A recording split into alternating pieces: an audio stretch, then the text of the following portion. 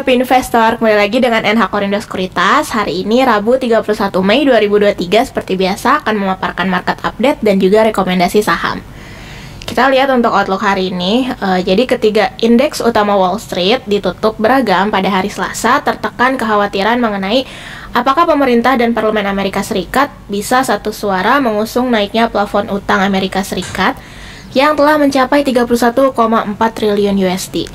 Nah, faktor kepastian masih tetap ada karena walaupun pada akhir pekan lalu Presiden Amerika Serikat Joe Biden dan perwakilan kubu Republikan Kevin McCarthy ini telah bertemu dan mencapai kesepakatan, namun kenyataannya masih rentan ditentang oleh pejabat Republikan garis keras lainnya. Nah, dari sudut suku bunga, data ekonomi menunjukkan US Consumer Confidence untuk bulan Mei naik di atas perkiraan. Di satu sisi ini semakin menguatkan prediksi bahwa Bank Sentral Amerika Serikat masih akan perlu naikkan suku bunga lebih lanjut untuk memerangi inflasi. Nah, para pelaku pasar memperhitungkan 65% kemungkinan naiknya Fed Fund Rate sebesar 25 basis point pada FOMC meeting mendatang 13-14 Juni. Hari ini akan dinantikan data-data ekonomi penting lainnya seperti Japan Industrial Production untuk bulan April yang pagi ini telah rilis secara tidak terduga lebih rendah dari perkiraan, masuk ke area negatif 0,4%. Kemudian juga ada data Chinese Composite PMI untuk bulan Mei, ada Jerman Unemployment Change untuk bulan Mei, Jerman CPI untuk bulan Mei, kemudian malamnya ditunggu laporan tenaga kerja US JOLTS Job Opening untuk bulan April yang diperkirakan terjadi penambahan 9.775 juta. Nah, kemudian dari domestik sendiri, ini merupakan pekan perdagangan yang singkat untuk Indonesia karena IHSG dihadapkan pada libur 2 hari, yaitu tanggal 1 hingga 2 Juni. Sementara pada hari Jumat, para investor akan memonitor ketat data non-farm payroll untuk bulan Mei, serta US Unemployment Rate untuk bulan Mei, yang akan memberikan pengaruh serius pada keputusan The Fed pada rapat mereka bulan depan.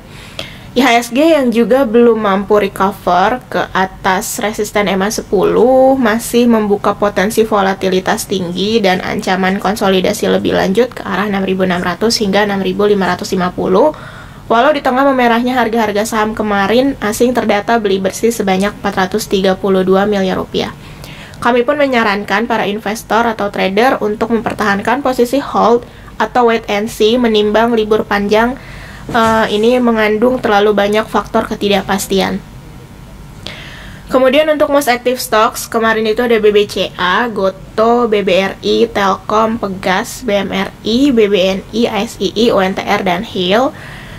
Sementara transaksi foreign itu kemarin mencatatkan net buy 432 miliar rupiah, dengan top foreign buy-nya ada BCA, Goto, BMRI, CBP, Film. Sementara untuk top foreign sell ada Telkom, BBNI, ASII, AMRT, dan Cepin. Kemudian kita lanjut untuk company news. Yang pertama ada dari Harum, di mana pada kuartal 1 2023 ini meraih laba bersih senilai 103,02 juta USD atau naik 66%. Nah, penopangnya nilai ekspor batubara ini naik 85%. Bahkan penjualan batubara ke pasar dalam negeri ini melejit 24,5%. Walaupun beban pokok pendapatan dan beban langsung juga membengkak, namun laba kotor terangkat 69%.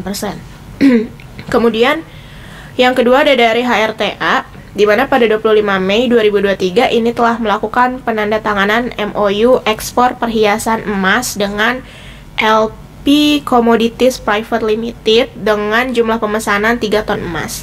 Nah, jangka waktu kerjasama berlaku selama 3 bulan, dimulai sejak tanggal 25 Mei hingga 25 Agustus 2023. Adapun nilai transaksi ini diperkirakan sebesar 177,82 juta USD.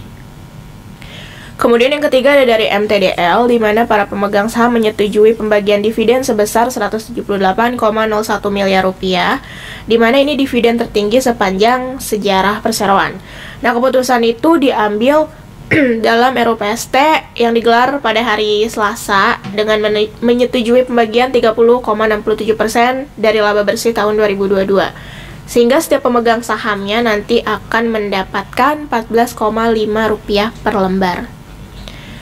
Kemudian untuk domestic and global news, dari dalam negeri sendiri, pemerintah ini menggelontorkan insentif fiskal yang akan dikucurkan pada 2024, khususnya dalam bentuk insentif perpajakan. Industri yang akan disasar pun ini telah ditetapkan. Adapun Kepala BKF Kementerian Keuangan mengatakan ada dua fokus utama sektor industri yang akan menikmati insentif fiskal pada tahun depan, diantaranya yang gencar melaksanakan hilirisasi. Selain sektor industri yang gencar melakukan hilirisasi, kucuran insentif fiskal ini juga akan diberikan untuk sektor industri otomotif. Sebab sektor ini akan terus dikembangkan jika daya saingnya terus didorong. Sektor lainnya yang juga akan mendapatkan kucuran insentif perpajakan adalah sektor-sektor yang mempekerjakan banyak orang serta memberikan efek pengganda terhadap perekonomian secara luas. Kemudian kita lanjut dari global, ini ada dari petinggi Partai Republik di Kongres Amerika Serikat, Kevin McCarthy, yang hari Selasa mendesak para anggota partainya untuk mendukung kesepakatan bipartisan dalam menaikkan pagu utang Amerika Serikat sebesar 31,4 triliun dolar AS.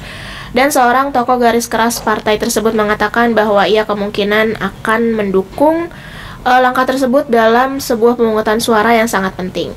Komite Aturan Dewan Perwakilan Rakyat yang merupakan penjaga gerbang ini akan melakukan pemungutan suara pada hari Selasa mengenai apakah akan memajukan RUU setebal 99 halaman tersebut ke pemungutan suara oleh Dewan Perwakilan Rakyat yang dikuasai oleh Partai Republik. Jika DPR meloloskannya, RUU ini akan dilanjutkan ke Senat yang dikuasai Partai Demokrat. Baik Presiden Joe Biden maupun Ketua DPR memperkirakan bahwa mereka akan mendapatkan suara yang cukup untuk meloloskan menjadi undang-undang sebelum tanggal 5 Juni. Kemudian kita lanjut untuk Global and Domestic Economic Calendar. Hari ini rata-rata dari US ada MBA Mortgage Applications, MNIC Go PMI, kemudian dari Cina ini Manufacturing PMI. Kemudian untuk corporate calendar ya, ada RUPS dari emiten AGI, SLC, ATIC, Bali, BCIC. Kemudian ada BIF, Kars, Cleo, Hero, HRTA, INAF, KF, MEDC, PSGO, PUDP, SMKL, Suite, Tebik, TSPC. Adapun kum dividennya yaitu ada BC, ITIC, Mika, Siko, dan SKLT. Kemudian untuk daily technical, hari ini HSG kami proyeksikan bearish atau konsolidasi, di mana overview-nya yaitu menuju ke target bottom di kisaran 6.600 hingga 6.550, serta menguji resisten MA10 jika terjadi technical rebound. Supportnya di 6620, kemudian resisten di 6700. Adapun advice perdagangan hari ini yaitu hold atau wait and see. Rekomendasi saham yang pertama ada ITMG, di mana rekomendasi kami hari ini spekulatif buy. Dengan overview-nya ini persis mencapai target bottom dari pola parallel channel, candle berbentuk doji, kemudian RSI-nya positif divergence. Target terdekat ini di 24.700 hingga 24.775. Adapun stop loss-nya di 22.600. Kemudian ada DOIT, di mana rekomendasi kami hari ini yaitu buy dengan overview-nya rebound dari support lower channel midterm, kemudian menguji resisten MA10 dan MA20. Targetnya di 324, stop loss di 304. Kemudian ada MEDC, di mana rekomendasi kami hari ini spekulatif buy dengan overview-nya pattern ini berbentuk inverted head and shoulders atau bullish reversal. Kemudian juga menguji resisten neckline dan MA50, target terdekat di 1000 hingga 1030, adapun stop loss di 890. Kemudian ada Mika, rekomendasi kami hari ini spekulatif buy, overview-nya menguji support upper channel short term dan juga menguji resisten MA10 yang sudah golden cross dengan MA20. Kemudian target terdekat di 2810 hingga 2840, kemudian stop loss di 2620. Kemudian ada Saratoga, SRTG, di mana rekomendasi kami hari ini yaitu spekulatif buy dengan overview-nya, rebound dari support lower channel midterm, kemudian menguji resisten MA10 dan MA20 dan RSI positif.